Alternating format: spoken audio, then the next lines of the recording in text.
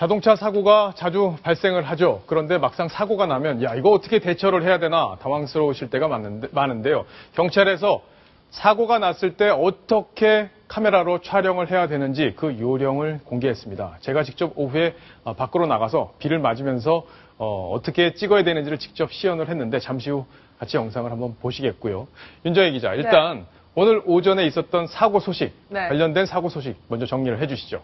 네, 오늘 아침 7시 반에 노량진에서 있었던 일입니다. 노량진 한 교차로에서 지금 저 빨간색 승용차가 불법 유턴을 하려고 지금 있는, 제가 빨간색 승용차를 잘못 봤네요. 불법 유턴을 하려고 하는 차량이 있었는데요. 그 차량에게 이제 경찰이 다가갑니다. 다가가서 지금 끌려가는 모습 보이시죠? 예. 무슨 사연인가 하니 불법 유턴을 하려고 했대요. 예, 빨간색 차가 맞는데 지금 경찰을 달고 지금 도망가고 있네요. 그렇죠. 경찰이 다가가서 여기 불법 유턴하는데 아닙니다라고 했더니 아닌가요? 몰랐습니다라고 대답을 하는데 뭔가 차 안이 이상했던 거예요. 차 안에서 술 냄새가 가득 나니까 혹시 당신 술 드셨어요? 라고 물어보자마자 창문을 확 올려버리고는 그 경찰의 캠코더 줄이 끼어있는 것도 매달고서 그대로 도주를 해버린 겁니다. 지금 보시면 굉장히 많이 끌려갔어요. 한 20에서 30m 정도를 그대로 경찰이 끌려가서 가다가 결국 넘어지는 장면까지 나오고 있는데요. 여기 뒤에 만약에 다른 차들이 쫓아왔으면 더 큰 부상을 당할 수 있는 아주 아찔한 상황이네요. 정말 다행히 천만다행으로 정말 그렇게 크게 다치지는 않았다고 하는데요.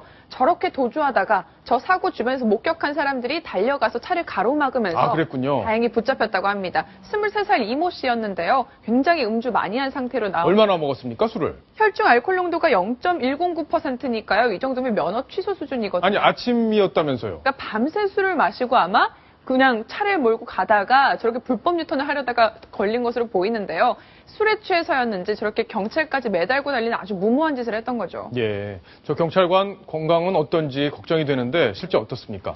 다행히 한 20에서 30m 정도 끌려갔지만 어깨와 팔 같은 데 찰과상만 입었고요.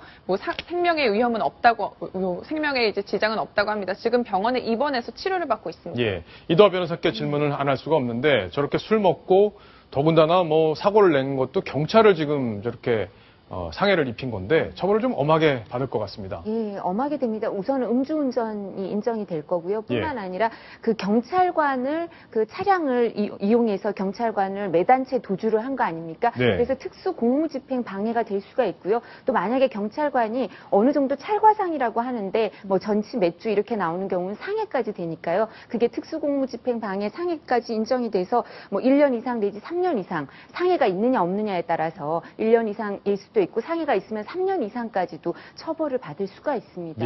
그리고 만약에 저 부분은 좀 혐의가 이렇게 확인을 해봐야 될 텐데 이제 뺑소니가 이렇게 보이기 때문에 특가법상 도주 차량 이 부분도 적용될지도 한번 살펴보아야 할 겁니다. 예, 술 한번 잘못 먹고 정말 큰 화를 당하게 된 그런 상황인데 윤정희 기자, 우리가 이제 사고 이야기를 좀 해봐야 될 텐데 다니다 보면 접촉사고 참 많이 납니다. 특히 여성분들은 사고가 났을 때 당황할 수도 있고 나중에 보험으로 처리가 되긴 하지만 또 보험사에서도 여러 가지 분쟁이 벌어질 소지가 있기 때문에 초기에 잘 대응을 해야 되잖아요. 그렇죠. 이 교통사고가 일단 나잖아요. 나면을 당황하지 말고 일단 차에서 나와서 사진을 좀 남겨놔야 됩니다. 왜냐하면 보험사나 경찰이 도착할 때까지 기다리다 보면은 무작정 교통이 굉장히 정체가 되거든요. 그러니까 일단 사진을 찍어둔 다음에 차를 갓길로 옮겨두고 이제 보험사 직원과 경찰을 기다리는 게 정답이라고 하네요. 그렇군요. 경찰에서 오늘 어떻게 사진을 찍어야 될지 그 요령을 구체적으로 안내를 했고 제가 직접 나가서 그 사진 찍는 장면들 저희가 한번 시연을 해봤는데 윤정희 기자가 영상을 보시면서 설명을 좀 해주시면 좋겠습니다. 네. 사진을 찍을 때는 팁이 있는데 그 팁이 있습니다. 어떻게 사진을 찍는지 영상으로 보이실 텐데요. 지금 접촉사고가 났습니다. 지금 이제 누가 내리고 있는데 많이 보던 사람이 내립니다. 네, 지금 찍는 거. 차량의 파손 부위를 가까이서 찍는 겁니다. 왜냐하면 파손 부위가 얼마나 찌그러졌는지에 따라서 차가 어떤 속도로 달려오고 있었는지가 추정이 되기 때문에 아주 중요한 자료라고 하네요. 클로즈업해서 아주 가까이서 한번 찍어두셔야 되고요. 두 번째입니다. 멀리서 사진을 찍어놔야 됩니다. 멀리서도요? 네. 대체 어떤 상황에서 부딪힌 건지 경찰이 사진만 보고도 좀 알 수 있게끔 먼 거리에서 한 20m 정도 떨어져서 찍어놓는 것도 당시 상황을 정확하게 기록해두는 방법입니다. 그러니까 도로 상황, 또 주변 상황까지 멀리서 찍으면 다 드러나기 때문에 그럼요. 그렇죠. 차로나 뭐 이런 것들도 선도 드러나고 맞습니다. 그렇기 때문에 아마 해야 될 것 같습니다. 그리고 세 번째는 뭔가요? 바퀴가 돌아가 있는 방향입니다. 그러니까 차 사고가 나는 순간에 핸들을 어느 방향으로 돌렸는지를 기록해 두는 건데요.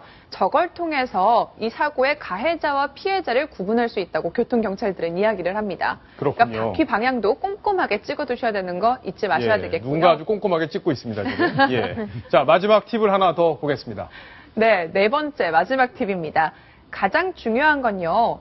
상대방 차량에 블랙박스가 있는지를 꼭 찍어두셔야 돼요. 예. 왜냐하면 이 상대방이 경찰 조사 결과에서 점점 자기한테 불리해지면 말을 바꿀 수가 있거든요. 나 그렇군요. 블랙박스 없었다. 이런 식으로 말을 바꾸는 경우가 굉장히 많다고 하니까 아예 사고 초기에 있는지 없는지 꼭 저렇게 사진으로 남겨두시는 것도 아주 중요한 증거가 된다고 합니다. 예. 지금 보시는 차량은 쾌도 난마를 진행하는 이윤우 부장의 차량이었는데 블랙박스가 없었습니다. 예. 이도하 변호사님, 네. 저렇게 사고가 났을 때 당황하기 쉬운데 좀 좋은 팁이 없습니까? 어떻게 대응하면 더 좋겠다 하는 거 있습니까? 근데 지금 말씀하신 것처럼 그 촬영을 해두는 거, 그러니까 증거를 수집해두는 게 아주 중요하고요. 그리고 네. 보험이 가입이 돼 있을 테니까 보험회사에 빨리 연락을 하는데 여성 운전자일 경우에는 그리고 상대방이 남성 운전자이고 뭐 야간이나 새벽 시간이어서 조금 적절하지 않은 시간 같으면 문을 열고 나가는 건 좀 적절하지 않을 수도 있습니다. 그래서 촬영을 하고 이렇게 하더라도 좀 보험회사가 올 때까지는 좀 차량 안에서